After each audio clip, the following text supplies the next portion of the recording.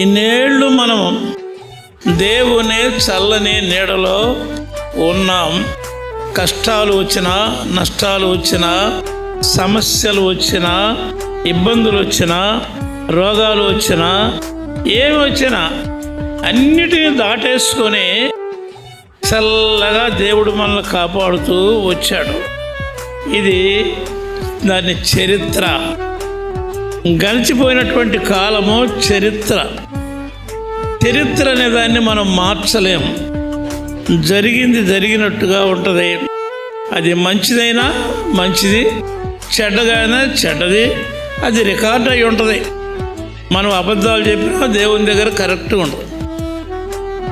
మన జీవితంలో, ప్రపంచంలో ఇప్పటి వరకు జరిగిపోయింది చరిత్ర. ప్రస్తుతం ఉన్నటువంటి జీవితము ఇది వాస్తవమైనటువంటి జీవితం.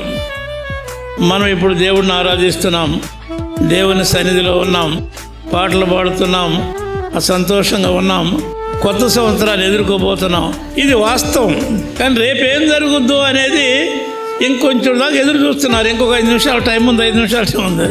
అది రేపు ఏం జరుగుద్దు అనే దాన్ని గురించినటువంటి విషయాన్ని యేసు ప్రభువు ఏమి తిందుమో, ఏమి తాగుదామో, ఏమి ధరించుకుందామని విచారించుకోవద్దు.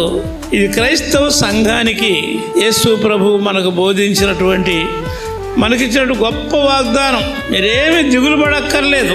భవిష్యత్తు మనకు తెలియదు. ఊహలు ఉంటాయి, ఆలోచనలు ఉంటాయి, మన ప్రణాళికలు ఉంటాయి. కానీ అవి ఎలా జరుగుతాయో మనకు తెలియదు. కానీ అది దేవుడు ఆయన ప్రణాళిక ప్రకారం ఏం జరిగించాలో అలా జరిగిస్తాడు.